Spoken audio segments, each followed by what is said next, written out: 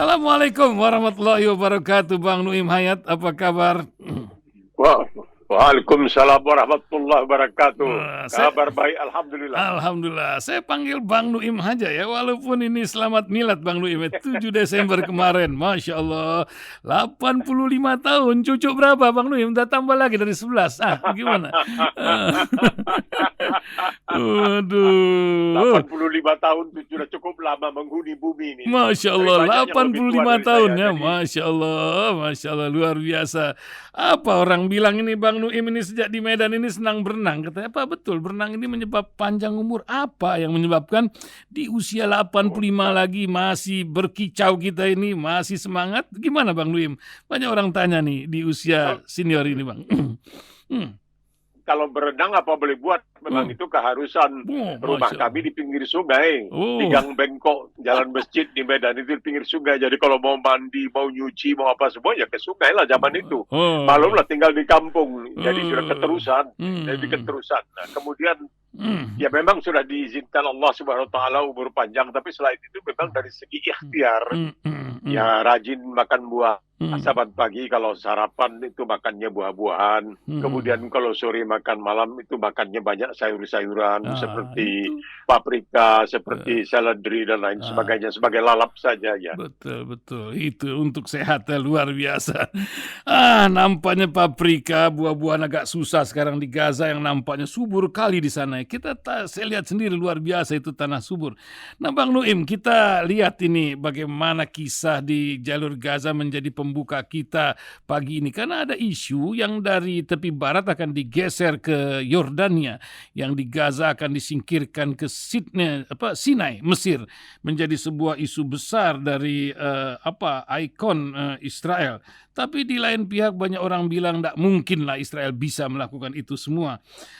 Sementara pergerakan orang juga terjadi di berbagai tempat Bang Nuim ya. Di Rohitnya juga ini macam jalan tol di mana nih, di Aceh sekarang ini, langsung dari Bangladesh sudah hampir 2.000 orang masuk sana, entah mau jadi apa itu di Aceh.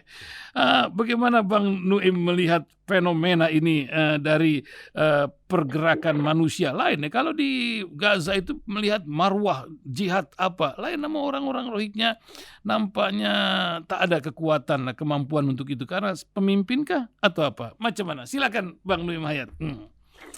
Ya, karena mereka hidupnya memang terus-terusan tertindas ya. Jadi tidak diberikan kesempatan, seperti paling tidak di Palestina itu ada yang namanya Gaza, dan di Gaza itu kita ketahui ada terowongan dan lain sebagainya, sehingga ada semangat perjuangan, sedangkan Rohingya itu tidak mendapatkan kesempatan seperti itu, dan memang tidak diberikan kesempatan seperti itu juga. Barangkali ini sudah sejak lama. Ketika terjadi hal ini, banyak yang mempertanyakan kenapa kita, bangsa Indonesia sebagai negara terbesar dalam ASEAN, tidak mengangkat suara dalam persoalan ini. Alasannya, karena apa? Ya, karena kita tidak dalam ASEAN tidak mencampuri urusan dalam negeri. Ini bukan urusan dalam negeri.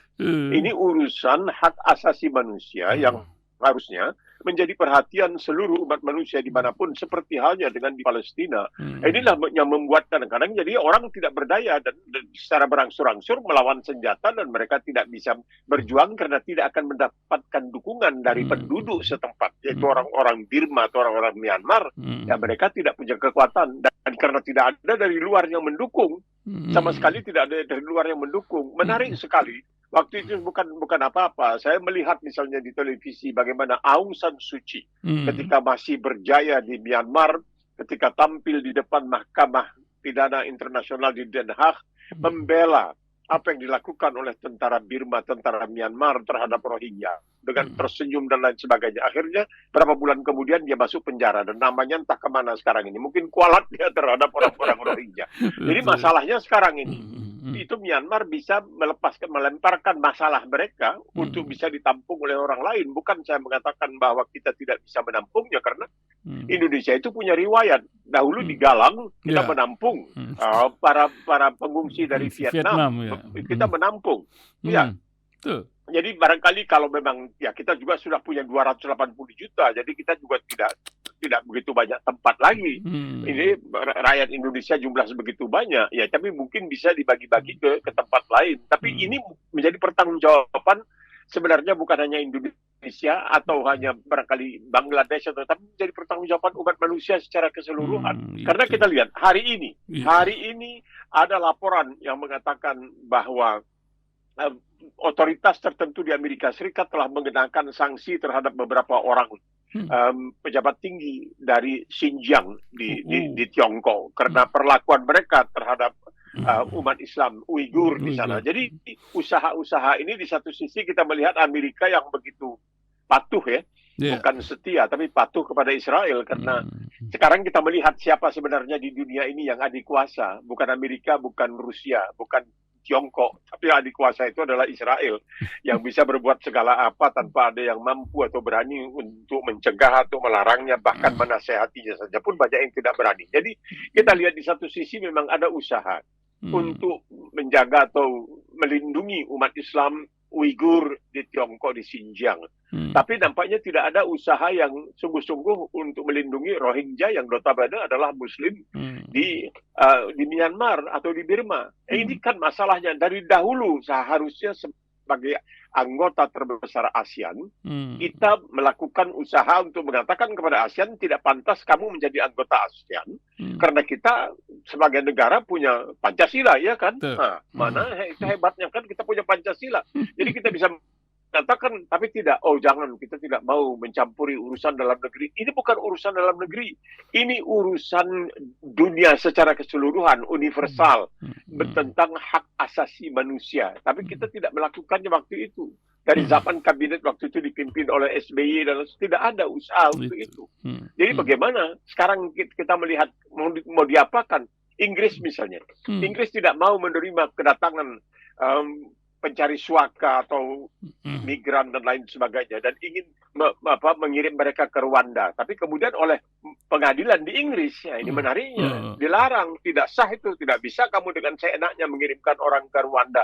Meskipun mereka masuk ke Inggris itu tidak dengan visa, dengan paspor dan lain sebagainya. Karena apa? Ada pertimbangan peri kemanusiaan. Jadi kalau kita bicara tentang kehebatan kita yang menjaga, memelihara peri kemanusiaan dan sebagai peradaban, dan ini kita mesti buktikan. Kita juga mesti buktikan. Ini di Hari Hak Asasi Manusia pun ranking kita nampaknya merosot nih ke skor 28 apa kalau tidak salah itu. Kan tanggal 10 Desember biasa diperingati. Bagaimana Bang Nui melihat di Indonesia nampaknya banyak pembungkaman juga merebak ini di berbagai tempat. Gimana Bang Nui? Iya. Orang kan melihat ini kasus kecil ya, Butet yang tiba-tiba diretas dan itu beredar macam-macam laporan yang mengatakan bahwa dia didatangi waktu itu oleh polisi karena mau melakukan pertunjukan di Jakarta dan lain sebagainya. Oke lah, ini tahun panas dan lain. Tapi ini kan tidak bisa dikatakan karena ini tahun panas orang tidak boleh melakukan kritik. Justru dalam tahun seperti sekarang ini kita melakukan kritik. Oleh sebab itu, karena kurangnya perlindungan terhadap hak asasi manusia, barangkali yang paling menyolok dan bagi banyak orang masih merupakan ganjalan di dalam hati mereka adalah kasus kilometer 50. Iya, sudah mau bikin apa? Kasus orang-orang hilang. Kasus orang-orang hilang, jangan oleh tim Mawar atau apalah ceritanya. Ini semuanya tidak, kasus Munir misalnya. Itu, jadi dan sebagainya semua ini kan, jadi bagaimana orang mau mengatakan bahwa hak asasi manusia kita memang meningkat kalau ini semua terjadi. Kemudian ya kita melihatlah keadaan secara keseluruhan, ya kasus-kasus di kepolisian dan lain sebagainya sekarang ini, pembunuhan yang dilakukan oleh 3 orang tentara kita, anggota TNI dan lain sebagainya. Jadi kadang-kadang dan mereka ini tidak dihukum dengan setimpal begitu. Ini membuat orang mengatakan apakah benar kita ini betul-betul menegakkan hak asasi manusia. Pentinglah, karena kita betul-betul mengatakan diri kita sebagai bangsa Pancasilais, kita sebagai negara hukum dan lain sebagainya. Jarang ada di dunia ini negara yang begitu sering menyatakan dirinya, kita kan negara hukum, dan lain sebagainya. Jadi ini adalah sesuatu yang perlu kita pikirkan sekarang ini sebenarnya. Karena makin lama harusnya kita makin bagus. Ya. Susahnya ini, Bang Nuim, dijawab dengan joget saja gitu. Ini kan yang bikin pusing gitu. Rakyat, ya, itulah menunjukkan. itu. Menunjukkan.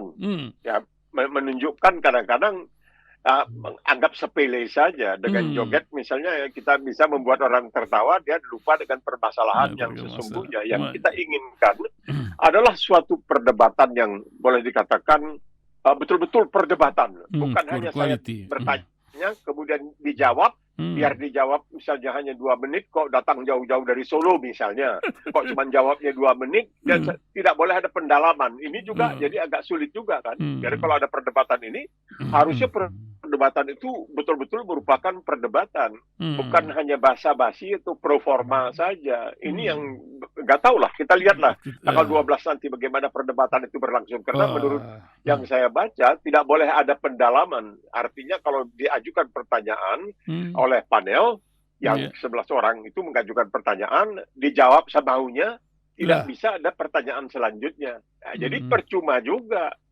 Jadi percuma juga. Kenapa mesti buang-buang duit, buang-buang waktu? Tapi ya mereka lebih tahu lah. Mereka yang paling pintar.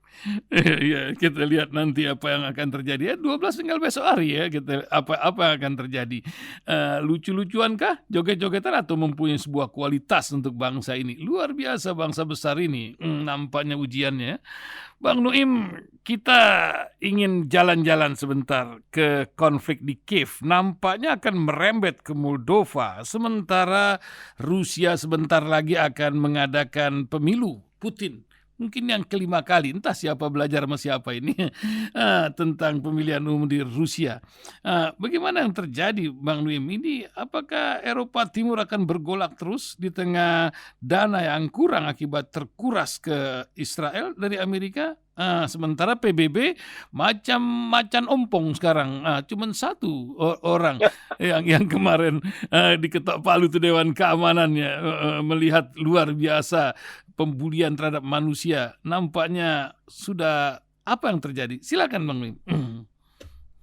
Di Perserikatan Bangsa-Bangsa ini dijadikan semacam guyonan saja. Jadi misalnya begini, ketika Amerika akan menyerbu Irak, alasannya apa? Dewan Keamanan. Saddam Hussein sudah menerima sekian banyak mosi dari PBB dan dia tidak menghiraukan. Orang yang sama tidak mau menyebut bahwa sebenarnya Israel telah menerima beberapa kali lebih banyak mosi dari Perserikatan Bangsa-Bangsa, tapi tidak dihiraukan atau dianggap sebagai angin lalu. Karena Israel adalah, seperti saya katakan, adalah adik kuasa yang sesungguhnya. Israel adalah adik kuasa yang sesungguhnya. Sebab itu ketika menulis buku membongkar kesaktian Israel tahun 2014 itu sudah saya katakan, kenapa Israel itu sakti, sekarang terbukti. Dia tidak bisa, seluruh PBB dan lain sebagainya tidak bisa, karena dia barangkali kedipkan mata saja Netanyahu, udah Amerika, nggak berani, tidak berani, Amerika takut. Nah sekarang dengan pihak ya itu sedemikian. Apa tidak malu Amerika? Katanya yang saya pernah baca itu dikatakan karena nanti Israel akan bilang, Amerika jangan buka suara. Kamu apa yang telah kamu lakukan kepada pribumi Indian? Amerika yang nggak bisa apa-apa ya diam. Nah karena dia juga punya dosa dan lain sebagainya. Nah, sekarang ini dengan adanya kasus ini, Amerika terlalu mencurahkan perhatian kepada Israel. Ya, biasalah mendukung orang yang menang kan, mendukung orang yang menang. Biarpun kemenangan itu berarti pengorbanan yang sangat luar biasa terhadap umat manusia. Jadi sekarang ini ceritanya mereka menangkapi orang-orang biasa, ada guru sekolah, ada jurnalis di Gaza, disuruh buka pakaian, dihina. Ini sesuatu yang dilarang dalam Islam. Oleh sebab itu dikatakan dalam Islam itu peperangan pun ada tata tertibnya, ada aturannya, tidak boleh melecehkan dan lain sebagainya. Nah ini kita lihat, dengan demikian perhatian ke Ukraina sudah mulai berkurang. Nah ini kesempatan bagi Rusia, apalagi Putin sekarang menghadapi pemilihan kelima, ya bukan pemilihan kelima lah. Jadi seperti yang cerita dulu kan sering dibuat guyonan, bahwa ketika Harmoko mengatakan kepada Pak Harto untuk beli komputer, dan Pak Harto bilang, untuk apa komputer? Ya Pak, supaya kita bisa bikin quick count, hitungan cepat Pak kalau ada pemilihan. Lah, belum ada pemilihan aku udah tahu siapa yang menang, ngapain pakai itu, kita buang-buang duit. Belum pemilihan aku udah tahu siapa yang akan menang. Jadi ini sekarang ya pasti tentunya Putin akan menang dan lain sebagainya. Dan ini perhatian sudah tidak terarah ke sana. Dan keadaan sekarang pun ada desas-desus yang mengatakan sudah ada kelelahan, fatigue, kelelahan nih dengan Ukraina. Tidak juga selesai dan sekarang lebih bagus berpihak kepada yang menang lah. Daripada berpihak kepada yang kalah, lebih bagus berpihak kepada yang menang di Israel. Karena Israel punya persenjataan yang sangat luar biasa, melakukan luluh lantak yang sangat luar biasa, yang tidak terkira, tidak terperikan. Kekejaman yang nauzubillah min zalik itu luar biasa. Terhadap, tapi ya itulah dunia. Ya, juga ada Moldova, Bang Nuim. Apa salah Moldova ini menyebabkan jadi bulan-bulanan Putin juga, Bang Nuim nih? Ya, karena ini kan pecah dari Uni Soviet dahulu. Makanya Putin ini ingin mengatakan kepada rakyat Rusia, akulah satu-satunya pemimpin yang masih berusaha untuk mengembalikan kejayaan Uni Soviet. Ketika Uni Soviet si jaya-jayanya dari Vladivostok di dekat Jepang, dari Vladivostok, sebuah negara dengan 5 zona waktu dan lain sebagainya, atau menjadi semacam kere sekarang ini. Dia ingin mengembalikan harkat dan martabat Rusia sebagai induk dari Uni Soviet waktu itu. Jadi dia ingin kembali pelan-pelan. Kalau Polandia sudah tidak mungkin barangkali, Hongaria tidak mungkin dan lain sebagainya.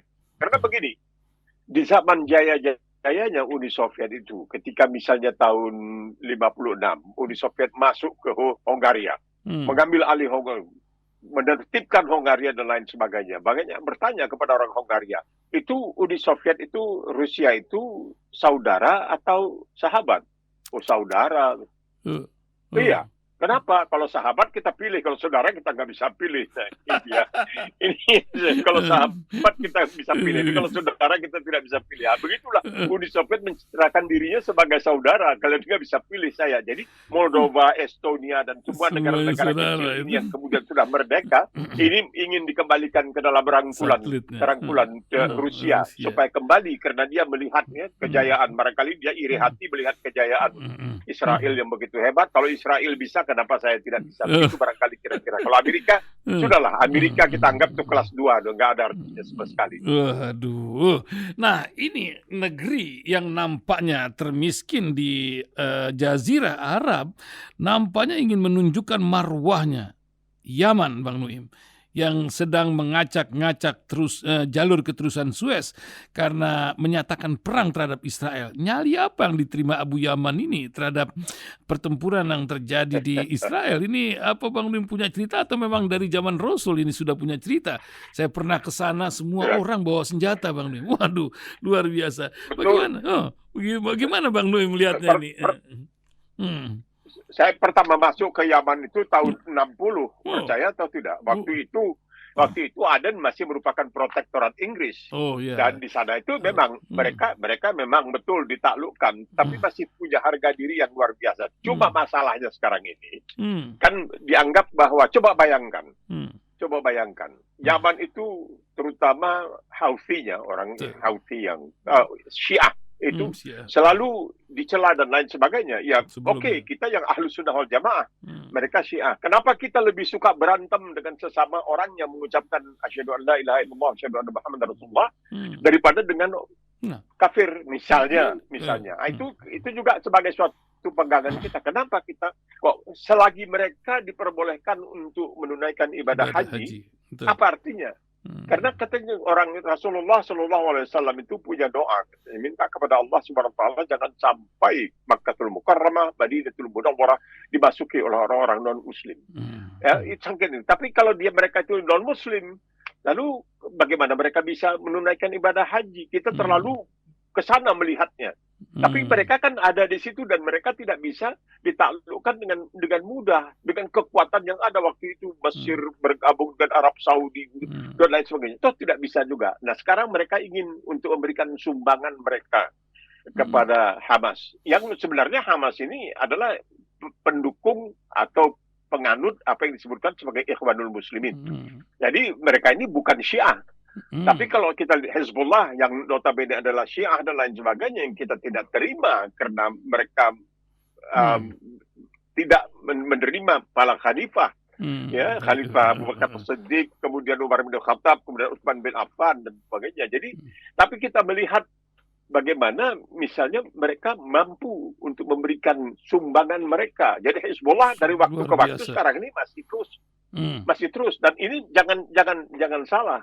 Ini bagi Israel, peperangan yang sudah berlangsung lebih dari 8 minggu, 2 bulan ini merupakan suatu tamparan pada diri mereka. Karena ketika mereka tidak mampu untuk menundukkan Hezbollah dalam tahun 2006 kalau tidak salah, dalam waktu 31 hari saja mereka sudah malunya luar biasa. Apalagi dengan sekarang ini sudah 8 minggu lebih. Ya, dengan terakhir kalau menurut laporan yang tewas 19.977 atau 19.997 orang di Gaza. Tapi ya umat manusia nampaknya bahkan di kalangan kita sendiri pun di Indonesia masih banyak yang juga boleh dikatakan mengatakan wah salah Palestina dan lain sebagainya. Tidak bisa, Palestina itu dijajah. Hukum internasional mengatakan orang yang dijajah mampu berhak untuk memberikan perlawanan dengan segala macam cara. Tapi Israel pinternya setiap kali dia melakukan kezaliman dia itu bela diri. Oh, saya kira kami karena membela diri kami. Ya, ini masalahnya, dan dia dibela oleh banyak negara di barat. Ya, apa boleh buat? Ya, ini yang jadi masalah, fenomena pembawa berita juga mempengaruhi karena kan kantor. Tapi kan ada sosial media yang luar biasa sekarang, bahkan ada julid fisabilillah sekarang, bahkan wartawan-wartawan yang ada di dalam jalur Gaza sendiri luar biasa. Al Jazeera menyampaikan live. Ini zaman seperti sudah berubah. Apakah bisa Israel mempertahankan fenomena entah ya orang Israel yang di Australia macam dibully kah, atau fenomena yang luar biasa dari muka bumi, bukan hanya masalah agama tapi masalah moralitas dan kemanusiaan? Gimana Bang Limlit? Ya, kita lihat sekarang ini itu rakyat di Israel itu tidak melihat apa yang kita lihat kejadian di Gaza. Mereka hanya dicekokin dengan tayangan-tayangan yang menunjukkan kekejaman Hamas dan kebaikan Israel, bagaimana dan lain sebagainya. Mereka tidak melihat itu, dan media mereka pun cuma itulah anehnya bahwa di tengah-tengah baru ini Israel tuh Departemen Pertahanannya menayangkan video mengundang 100 orang wartawan. 100 orang wartawan asing dan lain sebagainya yang dianggap semuanya memang pro Israel. Dan tidak, itu jadi video itu betul-betul pemutarbalikan. Semua orang tahu pemutarbalikan. Tapi ya kan katanya begini, mata itu percaya pada dirinya sendiri, telinga percaya kepada apa yang didengarnya. Bukan apa. Jadi mata percaya pada diri sendiri, telinga dengarnya. Padahal telinga itu lebih dahsyat, karena sekarang ini mata itu bisa dikelabui, tapi telinga tidak bisa. Sami'ana wa ata'na itu bukan sembarangan itu kalau dikatakan di dalam Quran. Sami'ana wa ata'na, kami dengar dan kami patuhi dan sebagainya. Nah, kemudian tiba-tiba entah bagaimana video yang dipertunjukkan kepada 100 orang yang dianggap pro Israel ini jatuh ke tangan seorang wartawan Inggris dari harian The Guardian. Orang bernama Owen Jones. Dan dia melihat mulai dia pesiangi, kalau ibarat ikan itu dia pesiangi, wah ini buatan, ini bohong, ini betul. Dia melakukan hal itu, tapi kan tidak banyak orang yang berani. Tapi kita seperti kita katakan minggu lalu bahwa tiba-tiba masa koran yang milik orang Yahudi di Amerika yaitu New York Post mulai bicara tentang persoalan ketidakadilan yang terjadi sekarang ini di Gaza dan lain sebagainya. Nah, jadi ini kan dengan segala usaha manusia masih bisa ada usaha lain. Usaha Allah Subhanahu wa taala kita lihat. Jadi Houthi ini melakukan serangan-serangan. Kita tahu ini di Aden ini tidak banyak, ya berapa tahun yang lalu itu sebuah kapal perang Amerika, Cole, United States Ship Cole, itu juga pernah hampir hancur di Aden sana. Jadi jangan anggap enteng, karena mereka mengatakan, ini orang Aden ini pakai kain nih kok, kainnya setengah tiang. Udah begitu kalau jam habis makan siang mereka makan khat itu, daun khat yang macam masuk itu. Khat itu. Iya. Jadi tapi kelihatan bahwa mereka itu cukup tangguh, dibombardir terus-terusan oleh Arab Saudi. Luar biasa kan Arab Saudi melakukan pembombardiran begitu hebat. Tapi sekarang kelihatan tidak. Malahan sebelum terjadi kasus Gaza ini, Ya, Arab Saudi dikatakan mau membuka hubungan diplomatik dengan Israel. Kalau itu sampai terjadi, sudah karamlah kita, ibarat kiamatlah kita ini. Begitulah kira-kira paling tidak dari pandangan dan dari upaya manusia. Masih ada upaya lain yang kita tidak harus lupa dan tidak boleh putus asa. La tayasu min rauhillah. Itu yang penting, Masya Allah. Terakhir Bang Nuim, ini menyangkut di Indonesia. Ini negeri sedang dipersimpangkan jalan entah macam mana ya. Banyak orang bilang di Gajah Mada kemarin itu memberikan sebuah penghargaan kepada Pak Jokowi, tapi Ben Anderson melihat sebuah literasi tentang Pak Ketua Ben ya membaca tulisan dari Ben Anderson, literasi sebuah Raja Jawa. Apa yang Bang Nuim lihat dari fenomena atau mereka menyebutnya dinamika sekarang ini? Tapi enggak baik-baik saja kelihatannya. Bagaimana Bang Nuim? Ya, ini dia, kita berikan kekuasaan yang begitu besar dan kemudian kita tidak menegurnya. Ini berbahaya. Makanya Abu Bakar Siddiq radhiyallahu anhu mengatakan, kalau kalian lihat aku melakukan yang baik, maka patuhilah aku. Tapi kalau aku melakukan tidak baik, tegur aku. Ini perlu. Jadi ada dua sini, kekuasaan dengan wibawa. Yang sekarang digunakan ini kekuasaan. Coba bayangkan tiba-tiba Jakarta gubernurnya tidak lagi dipilih tapi ditunjuk oleh presiden ini. Jadi waktu itu saya pernah kabarnya, ini saya merasa bersalah juga karena ada sebuah radio waktu itu di Jakarta menelpon dan bertanya mengenai IKN. Kenapa? Saya secara bercanda mengatakan ya karena mereka sakit hati. Jakarta itu gubernurnya Anies Baswedan. Jadi udah pindah aja supaya bukan gubernurnya Anies Baswedan lagi. Kabarnya yang penyiarnya itu tidak lagi dibolehkan untuk menghubungi saya, tidak boleh wawancara dengan saya dan lain sebagainya. Saya katakan itu mungkin hanya sebagai suatu guyonan saja dan sebagainya. Dan itu memang benar. Dan kemudian dikutip oleh atau pandangan yang sama dengan Yusuf Kala atau dikutip. Saya pertama mengatakan bahwa yang tidak bisa, dosa tidak berampun, tidak bisa dimaafkan adalah kekalahan Ahok. Itu tidak bisa diterima sama sekali di tangan Anies Baswedan. Padahal sudah dikerahkan semua jajaran dikerahkan. Pasukan jin, ya itu, tapi tidak bisa. Nah, segala macam, ya pokoknya yang bisa sihir, nahan hujan, bisa semua dikerahkan. Tapi akhirnya ya menangnya meyakinkan, itu menunjukkan. Nah, sekarang ini tiba-tiba keluar keputusan bahwa akan tidak lagi dipilih tapi ditunjuk. Tiba-tiba sekarang DPR balik gagang. Balik gagang. Mungkin DPR, wah ini bagaimana ini? Ya balik gagang kan setelah menyetujui, sekarang tiba-tiba tidak menyetujui hal itu. Kita lihat bagaimana Mahkamah Konstitusi yang begitu final, segala keputusannya tidak bisa diganggu-gugat. Bisa melakukan hal-hal yang ya kalau Rasulullah SAW mengatakan ketika beliau melihat cucu beliau mengambil kurma, itu dia kembalikan. Sedikit tidak boleh, karena apa? Melanggar hak orang lain. Melanggar hak orang lain. Nah, ini yang kadang-kadang kita tidak mengerti apa jadinya. Makanya kalau sekiranya orang-orang yang selama ini mengikuti perkembangan, seharusnya kita kan makin demokratis. Tapi ya kalau kita jujur ya seperti kata Abu Bakar Bashir juga. Abu Bakar Bashir bilang, macam mana nih demokrasi? Kenapa ya? Mungkinlah demokrasi atau demonstrasi atau ada dua macam kan. Satu demokrasi dan satu lagi meritokrasi. Nah, meritokrasi itu menyerahkan urusan kepada ahlinya. Ya, demokrasi menyerahkan kepada rakyat dengan dikatakan vox populi, vox dei. Suara rakyat, suara Tuhan. Tapi kita melihat seperti dikatakan oleh Karl Marx, rakyat itu tidak bisa merepresentasi, mewakili dirinya sendiri. Dia harus berikan kepada orang lain. Dan orang lain yang dipercaya ini kemudian bisa melakukan pemutarbalikan dan lain sebagainya. Karena tidak ada pengetatan. Baiklah, kenapa demokrasi bisa berjalan misalnya di Australia, kita lihat di Inggris dan lain sebagainya. Karena ada oposisi, ada pengawasnya. Ada pengawasnya. Jadi harus yang mengawasi itu mesti ada yang mengawasi. Ini yang penting.